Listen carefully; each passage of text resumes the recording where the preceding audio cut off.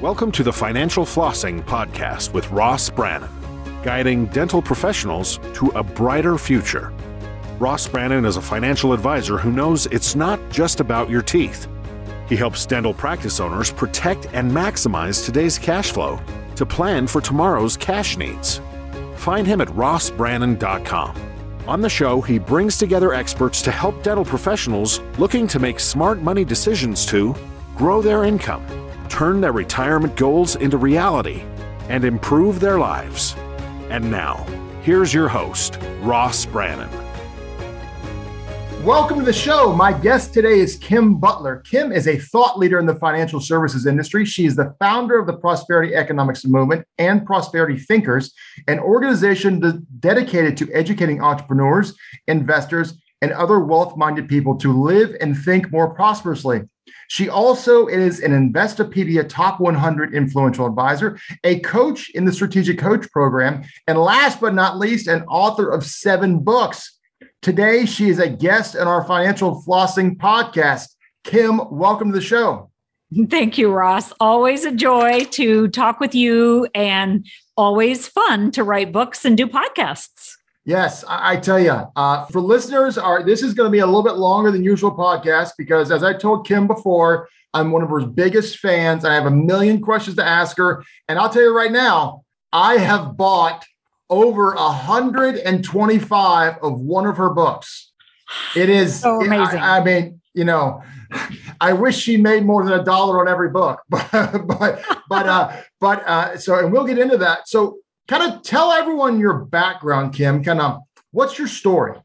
Absolutely. Well, I think it has a fun beginning because in 4th grade, my parents got me a milk cow, like a dairy cow that I milked. And we lived on a farm, obviously, and I sold the milk. And so I had way more money than all my friends. Like from junior high, high school, I milked cows, sold milk throughout that entire time.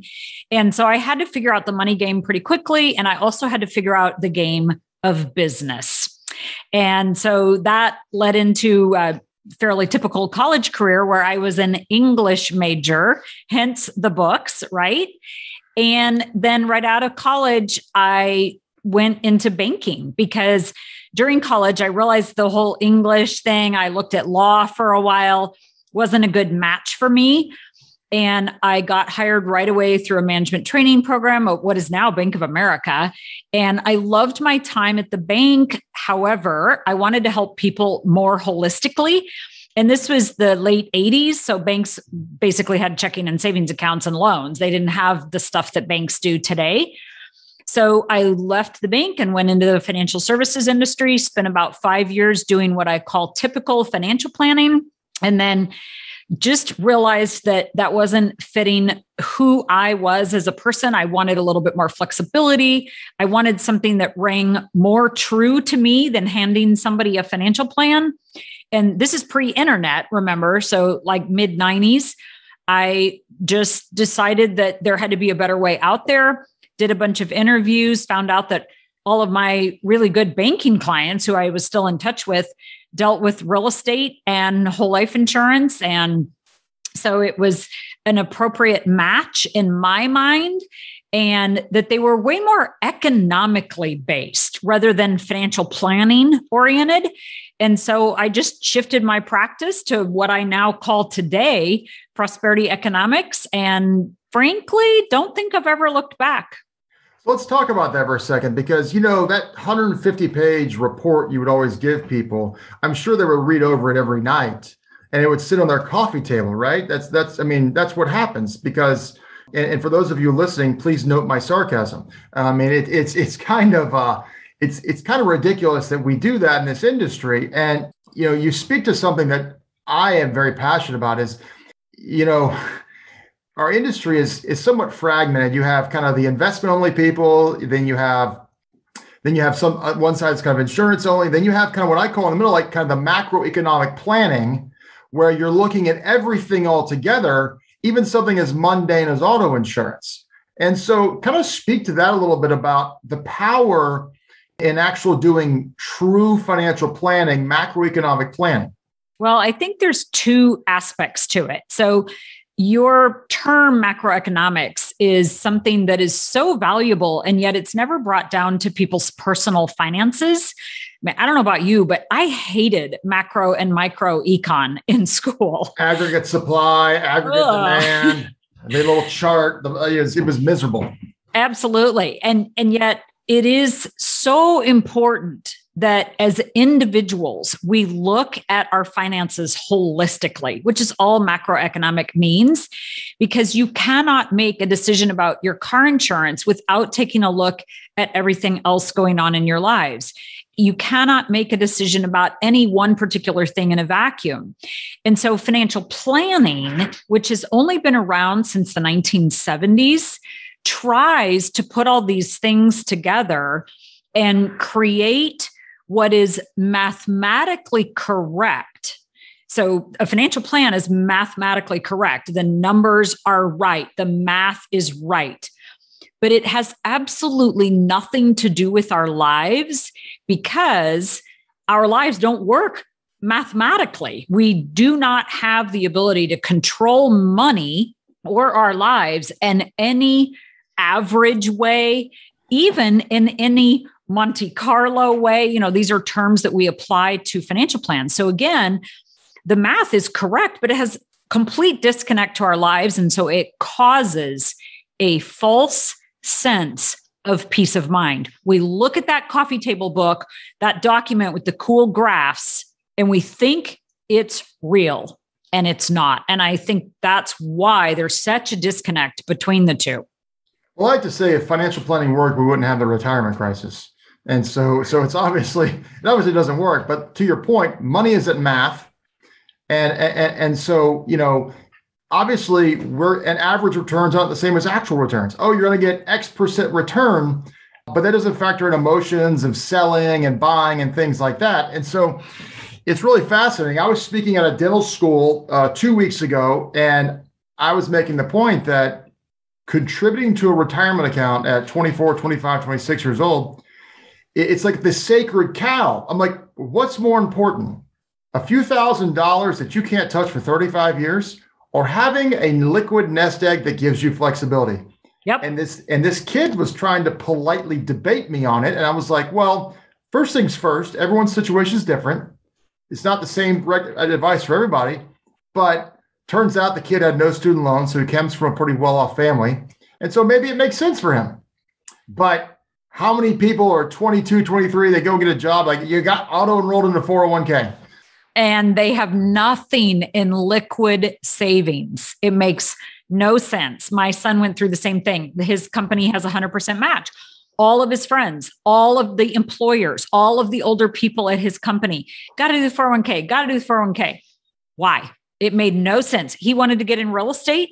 He had no savings. Savings must happen first. Real estate should be second. Besides that, this concept of retirement must be retired. And I'm sure we'll talk about that sometime. Oh, yeah. I mean, and of course, you're auto-enrolled. Not only are you auto-enrolled, but you're auto-enrolled in a tax-deferred account when you're making the least amount of money possible. So you are reverse tax planning. Yes. In the lowest tax rates we are going to see in our lifetime. So yep. It's insane. So, you brought up a subject that you and I feel very strongly about, and it's, the whole concept of retirement. As you know, it's in the Bill of Rights. It's in the Constitution that you have to retire at 65. It's your right to do so. Wait, it's not. That's right. And so, but there is this, and this is going to kind of rub people the wrong way. There is this attitude of entitlement.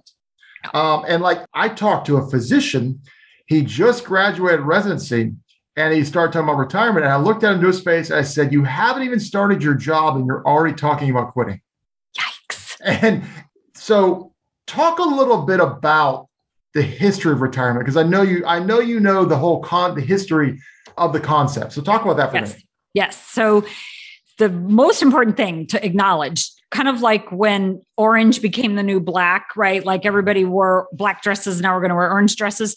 Well, 87 is the new 65.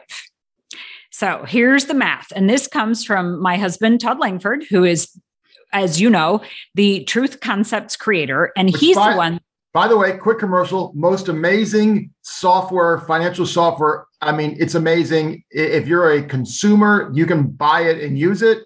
And if you're an advisor, you should buy it and use it. It's fantastic. Sorry, go on. Well, thank you. I appreciate that. And I will share that with him. And I think it's super cool that consumers can buy it. Let's just piggyback on that real quick, because there's so much financial software out there that you have to have a special license for as a financial advisor to use. And so it builds a wall between you, the advisor, and your client. So in this case, that wall is not there. And though no client probably would ever buy it, I mean, I've had a few, the fact that they can is so valuable to them as they're watching or listening or learning from you or any advisor who's using it. So anyway, Todd did the math, and this is the math. Back in the 1930s, the age 65 was declared as retirement when life expectancy was 67. Now, moving all those numbers forward, because life expectancy is now, depending on which column you're using of which government table you're looking at, call it late 70s. For people that qualify for life insurance, we're probably talking late 80s. If you're a Dan Sullivan strategic coach disciple, you're probably talking 110 or 120. 87 is the new 65 because life expectancy is at least late 90s or possibly 110 or whatever. And our society is still stuck back in 1930s math with age 65. And it's the saddest thing to me in the world. In fact, a company that you and I know very well, I remember this about 5 years ago, they had an extremely qualified head of investments that they had to make an exception for 1 year so that the guy could work from 65 to 66. So here is this man at the pinnacle of his wisdom being ushered out or being, as they fought it, delayed 1 year so that he could work till he was 66. And now he's going to go do what for 30 years? It's sad. We must retire the concept of retirement age-wise. But furthermore, we know that retirement is not good for us. It's not good mentally, physically, socially, psychologically, physiologically. I mean, how many other LY words can I come up with? And it's just something that I'm obviously very passionate about shifting the landscape of. I was on a group text with some high school buddies. This was a few months ago, and they started talking about retirement. And I'm almost 44 years old. And I said to them, I have no interest whatsoever. And they looked at me or were texting me back like I was an alien. Yeah. And, my dad had a kind of a forced retirement in his mid 50s. He was very successful. He was a good saver. So he was able to do that. But watching the cognitive decline on him the last 20 years and the physical decline, I was like, no, there's no way. I may not do what I'm doing now till I'm 100 years old, right, but I'll transition to something else. And most people don't realize you're going to live to your mid 90s. Yeah. I mean, the people that you and I work with, they're higher income and they're highly educated. And those people statistically live longer than anyone else. Right. And so the challenge that, the government messed up on, you can like or not like the New Deal and FDR, but the big mistake they made was not putting what I call kind of a cost of living adjustment, a life expectancy adjustment on that, because so many people, it's the only thing they're holding on to for quote retirement. It's and you're right. We've created this entitlement. Had they done that, the system probably wouldn't be broke, but it's just a real challenging situation. Can you speak to the political history of retirement? Not real well. Frankly, I appreciate that you think that I could. I just know that it was put forth. And I also know that it didn't exist prior to the time that it was put forth in the United States. And I think it came, there's the whole thing about Germany and all that. But to me, what's more important is to look back at some things that a lot of people turn to. An example is the Bible. It's never mentioned in there. To look back, even in the United States, people didn't ever talk about that in the 20s and 30s. In fact, there is a quote from the 1940s in a book called Pound Foolish that says, back to our earlier discussion, but it kind of ties in, a financial plan is a whole life insurance policy and a mortgage. Wow. It didn't talk about retirement. There wasn't such a thing as a retirement plan. I believe it's the 1970s or so that the 401k even came on the scene. And, we had pensions previously to that. And I don't remember when those were started, but this entire space is new. And it's so clear to, even as an example, the American Association of Retired Persons. If you look at their information, they have started to try to shift the discussion, because you said it well, they didn't apply adjustments to age 65. And so looking back on that now, that was disastrous. And so we need to do everything in our power to help people. And frankly, most of my clients, probably because they've heard me talk about this for so long, but they will admit to me, I kind of knew it wasn't going to work anyway. I mean, anybody that looks a little bit at the math, sure, there's some exceptions. Wealthy families, they could pull it off financially. But I really like what you said, and I feel bad about your situation with your dad. I've got a father who's in his mid 80s, still working. He helps student teachers at the university in the town that I grew up in. Still, my husband's mother still goes to the hospital lab only 3 or 4 days a week, which is, I think, the new definition of retirement. Find work you love, do it part-time, and keep doing it. And to your point about the math, if you work to 75, there's less money you need than if you work to 65. Right. And to your point about the Bible, if to look at the Bible, work was before the fall of man in Genesis. So people think work's a bad thing. Looking at it from a biblical perspective, if that's your thing, it's not. And so people have to, I think you got to realize you should like what you do.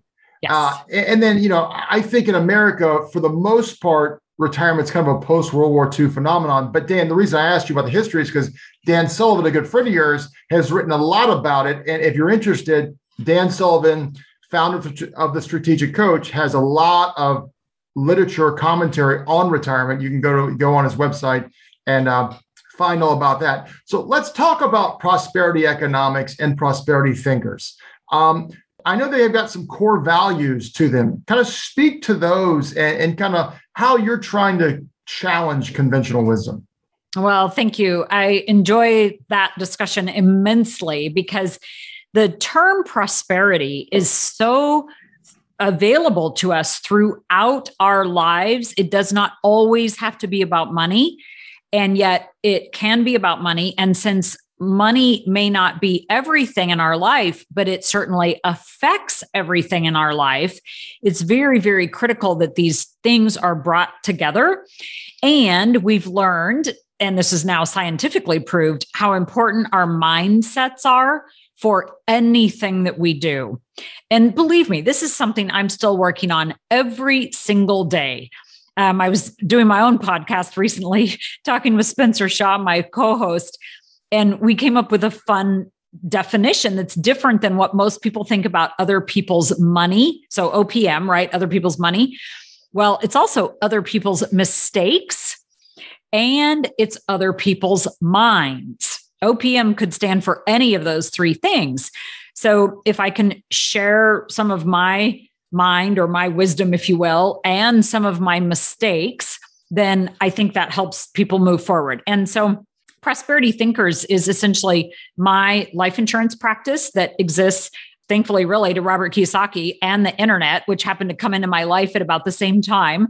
And Robert just helped us become nationwide in our work. And I've worked remotely ever since. And I'm super grateful for that. So Prosperity Thinkers is my connection to the life insurance world, if you will. And it does what you do for your clients. So there's two clear roles there. Prosperity Economics is a larger organization that my husband, Todd Langford, and I founded. It is set up as a nonprofit, and it is designed to provide financial education. And this may sound really weird to clients, which is normal, and to advisors. So why does financial education need to be provided to advisors, whether they're life insurance agents or financial advisors, whatever term you want to use there? And it's because even those that have been trained and may have licenses that enable them to call themselves an advisor or an agent or a financial planner, I'm not getting into the legal aspect of it at all, just using that term. So often they do not truly understand some elementary aspects of interest rates, compounding of money, how loans work, both at a bank and at a life insurance company, and on and on and on and on and on. And so Prosperity Economics is out there to provide financial education. And I really value the fact that you brought up some of our values or our principles, if you will. So at Prosperity Thinkers, we have 7 specific principles that we work with. At Prosperity Economics, we have 12 because we lengthened it a little bit and we're trying to keep our brand lanes clean, if you will. There is some overlap between the 2 lists of principles. And I would encourage anybody to go dig around. prosperityeconomics.org is really the best place to get the 12 principles. And the coolest thing about principles is that they apply to any area of life. So they're written as financial principles, but you can apply them to your health. You can apply them to your relationships. You can apply them to your business, because a good principle is designed to be impactful throughout your whole life. Just like we were talking earlier, your macroeconomic perspective, your holistic perspective on your personal finances, you've got to do the same thing to your life. You can't compartmentalize to you can to a certain degree, but in all reality, in terms of every single day, you can't compartmentalize your life. Your life has to be looked at holistically also. And so that's where those principles really come in. Yeah, it's amazing listening to Todd talk when you talk about advisors need training. Well, unfortunately, just because you're an advisor doesn't mean you know everything financially. And that's, they may know more than the person sitting across from them, but there's a lot of areas where there's some needed education. So I think the one example that I love to talk about the best when Todd explains car rebates. 0% interest or car rebates. We won't get into it here, but if you can find it online and you always do 0% on your car finances, you might find that video a little interesting, to say the least. Well said. Yes. So I've been listening to Todd train for about 25 years, I think, since 1994. And it is amazing to me. I still learn something every single time. It is the most valuable financial education out there. And I realize I'm completely biased because it is my husband, but he wasn't my husband when I started getting trained by him. And it is an absolute joy. And I'll tell you, Ross, how many clients we've had attend truth training, how cool is that the information that we're sharing professionally is so able to be transparent, is so truthful, is so provable that we can have a client come to our 3-day truth training and be totally fine with it. Yeah, that's really, really interesting. And, unfortunately, there's just so much misinformation out there. And it just seems to me that certain industries control the narrative more than others. And it's a little frustrating. It's like, I'm not one of those kind of, there's a big bad wolf in the corner trying to, with puppet strings, but there's just so much misinformation out there. And I think one of the things that people need to realize is if you're in an industry and you're trying to market your product or service, you're an client, your clients and my clients, they're in the top 1%. Okay. Almost exclusively, not all of them, but a very high percentage of them are.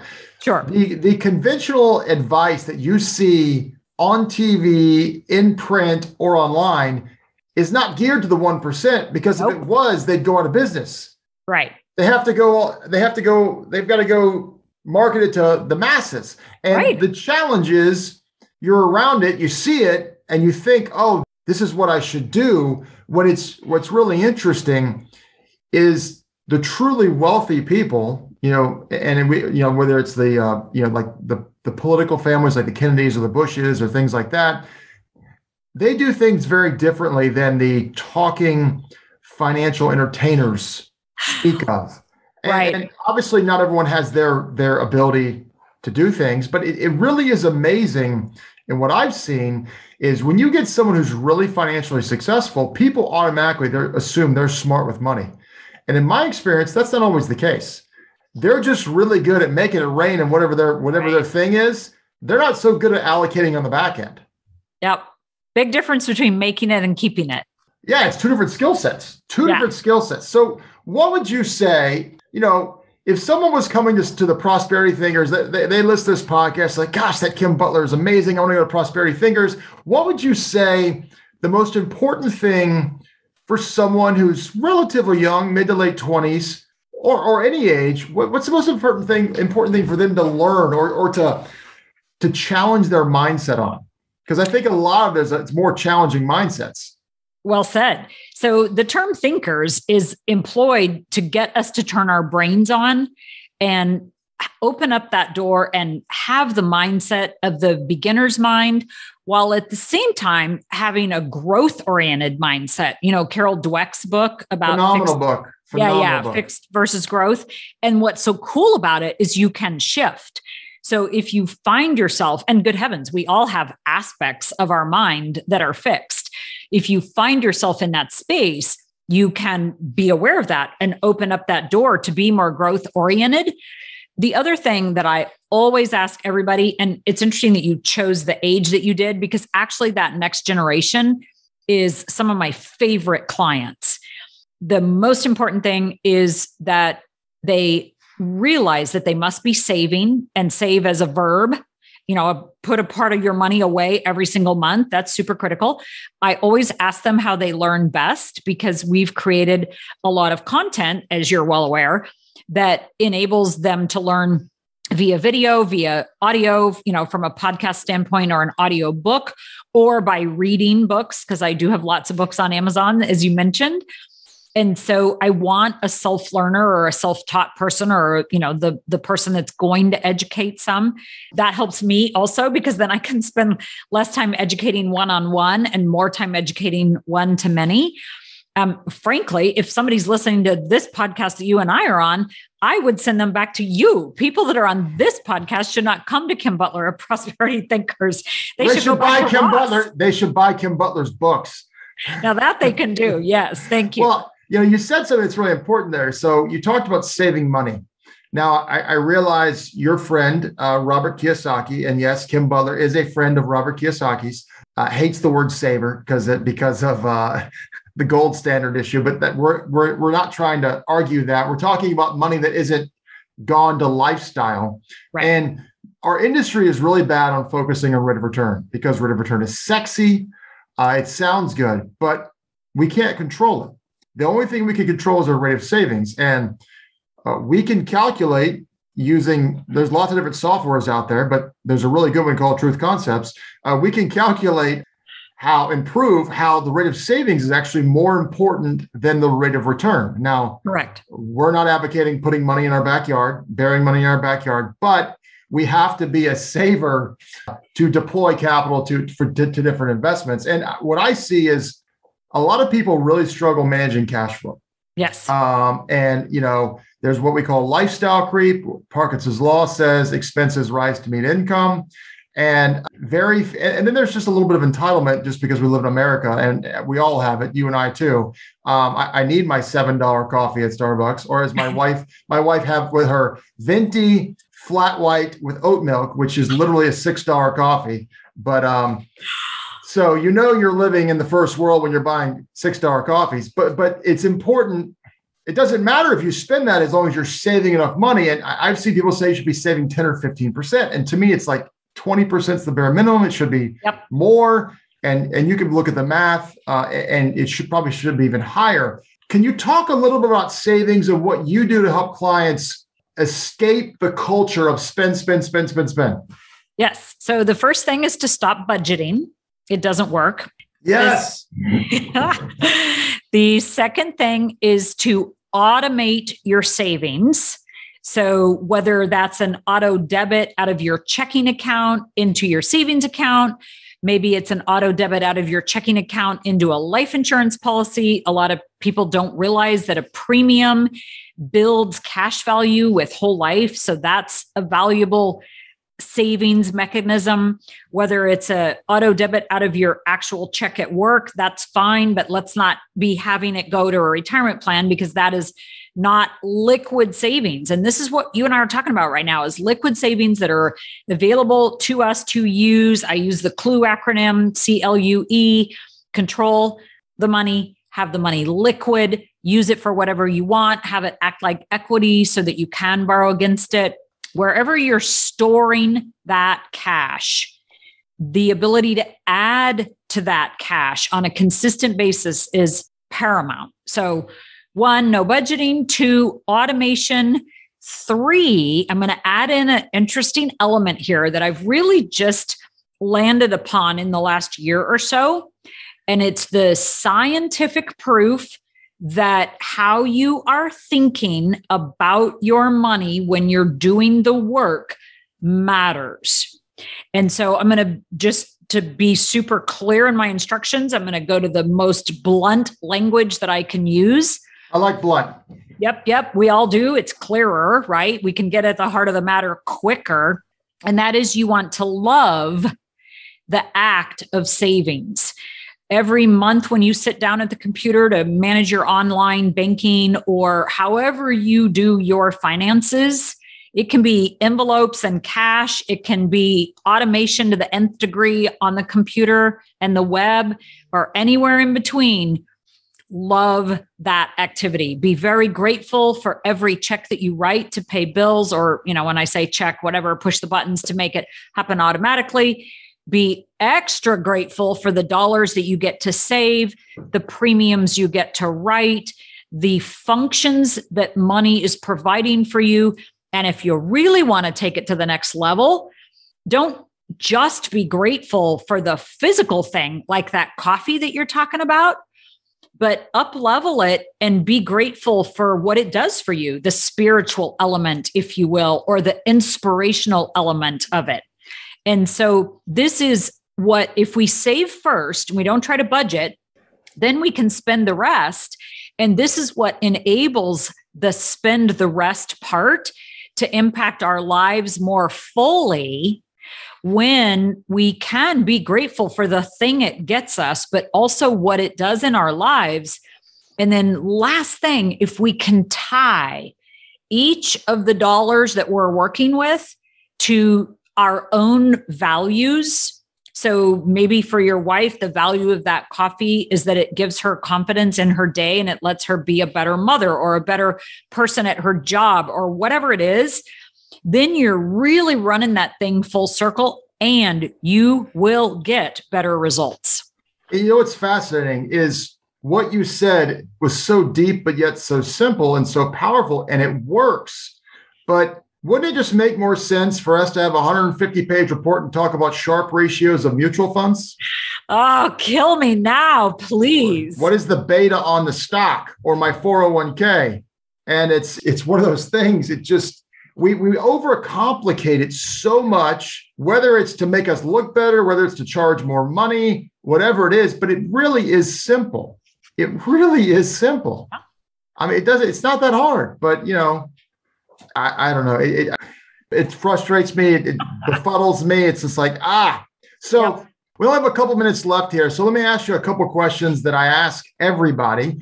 First off, what does the phrase financial health mean to you? Financial health, HEALTH. Yes.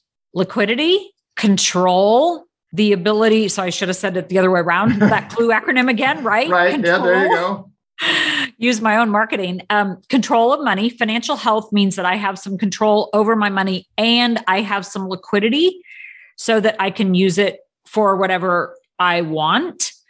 And financial health also means that I am tying, as I said just a couple sentences ago, all of my dollars to my own values. So like our earlier conversation, that 25-year-old kid that wants to do real estate, his value is real estate. His value is not retiring. So why would he contribute to a 401k or 403b plan for retirement? So clarifying values, I just have a quick tip to give everybody. Look on the web. You can find lists of values, pull them, pick your top 20, narrow it down to your top 10. If you can narrow it down even further to like 5 or 7, that's awesome. Go with that for the next year. Do it for yourself. Have your significant other do it as well. Compare them. A year later, do it again. Do it again. I look at values all the time. There's a fun little game on Amazon. It's probably backwards on the camera, but it's called the values cards. Okay. Amazon, $25. Awesome. Super helpful. That kind of thing really, really ties in all money decisions to values. So that's how I define financial health. Okay. So this is a podcast geared towards dentists. A dentist is going to graduate dental school, 26, 27 years old, probably going to have $200,000 to $400,000 in student loan debt. Yep. What would you recommend? What advice would you give to someone in that situation? So Todd and I like to live in the house of both. So do you want chocolate cake or ice cream? Well, let's have both. And a dentist wants to have both by minimum payments on his debt and every other dollar that he can saved. And I use save as a verb, and then spend the rest like we talked about. So if it's 1% of his income that he can save, then that's where he starts. If it's 10%, that's even better. Then that's where he starts. If it's 20%, whatever. And let's face it, these guys have been living on nothing while they're going through school. Now they're either at a dentistry or they're maybe starting their own practice or whatever, and they've got hopefully a little bit of income. Well, keep living on nothing for a little bit while and get that savings, because there is no more extremely helpful peace of mind than liquid savings in the bank first, and then secondly, stored in a more efficient place once that initial savings account is established. Savings gives you options. You're right there. So I always ask people what a great book they've read is. Now, I'm going to tell you, you can't name your own books here. I will promote your own books for you, but I know you have a good friend who just came out with a book that just Gap and Gain. Yes, it just showed up at my house this week. So right there. Yes. So and you mentioned another great book earlier, Mindset by Carol Dweck. That's a phenomenal book. What are one or two books that you just can't rave enough about and recommend to anybody? So I'm just grabbing my Kindle because I think it's the best thing in the whole wide world. I absolutely adore Kindle, and I use the one on my phone. And so for business, Traction. Okay. By Gino Wickman. Traction, Tracktion by Gino Wickman. Do you know of that one, Ross? I'm aware of it. I haven't read of it. He's a strategic coach guy. I've heard that. Yep. And so dentists, if you own your own practice, that's a book you should have. Yes. And he has one called E-Leap for younger. So like for high school or college kids, E-Leap, like entrepreneurial leap. And then just for fun, so you know the term free days. I have 3-day books that I just really am religious about, because I work hard to not read business in the weekends, because that's going to get my mind going on business. And so it's Never Broken. And this is maybe a 2015 book, Never Broken by Jewel, Jewel. Is that the musician? Yeah, I loved it. Okay. Oh, wow. Wow. So that's really cool. So, all right, last question. Where can listeners go if they want to connect with you? Prosperitythinkers.com. And as I said earlier, prosperityeconomics.org. So again, anybody that's listening to this should find you for their work in the life insurance space and any other personal financial things that they have questions about. If they want to add in my books, my podcast for additional education, I am happy for them to be on those lists and get those things. And I'm super grateful for all book buyers, of course. And then prosperityeconomics.org is our client-oriented site that is just there for education. It's not product or company specific at all. And we do a blog and a podcast and whatnot there to continue our goal of having financial literacy become way more common. Well, I appreciate your generosity and telling them people to talk to me. Let me just I have all of Kim's books. I've read them all. I haven't finished her newest one. She usually writes relatively short books. This new one's a big book. Yes, it is. So her newest book is called Perpetual Wealth, how to use family financing to build prosperity and leave a legacy for generations. She has Busting the Real Estate Investing Lies. She has Busting the Interest Rate Lies, Busting the Retirement Lies, Busting the Financial Planning Lies, Busting the Life Insurance Lies, and Live Your Life Insurance. They are all fantastic. They will likely challenge your thinking if you haven't heard someone like Kim talk before. And it's really thought provoking. So Kim, I really, really appreciate your time today. This has been probably the funnest one I had, a podcast we've recorded. I could probably talk for another 30 or 40 minutes, as you can tell. But thank you so much. And you and I will be in touch probably soon. We'll probably hopefully see each other here in the next few months, maybe. So, but tell your husband I'm as much of a fan. I'm a fan of his too. I just haven't had a chance to meet him yet, but I had a lot of fun a few weeks ago. So once again, thanks for your time today. You're most welcome, Ross. Thoroughly enjoyed the conversation myself. Enjoy. You have been listening to the Financial Flossing Podcast. Tune in next time. This has been another episode of Financial Flossing with Ross Brannon, guiding dental professionals to a brighter future. If you liked what you heard, consider subscribing wherever you listen to podcasts. For more on Ross Brannon, visit rossbrannon.com. Registered representative and financial advisor of Park Avenue Securities, LLC, PAS, OSJ, 3664 Coolidge Court, Tallahassee, Florida, 32311, 850-562-9075. Securities products and advisory services offered through PAS, member FINRA SIPC. Financial representative of the Guardian Life Insurance Company of America, Guardian, New York, New York. PAS is a wholly owned subsidiary of Guardian. North Florida Financial is not an affiliate or subsidiary of PAS or Guardian. California Insurance License Number 0L10073. Arkansas Insurance License Number 161-39032. 2021 119535. Expires 423. That last part can also say 2021 119535. Expiration April 2023. This podcast is for informational purposes only. Guest speakers and their firms are not affiliated with or endorsed by PAS, Guardian, or North Florida Financial, and opinions stated are their own. Ross is a registered representative and financial advisor of Park Avenue Securities, LLC, PAS, OSJ, 3664 Coolidge Court, Tallahassee, Florida, 32311, 850-562-9075. Securities products and advisory services offered through PAS, member FINRA SIPC.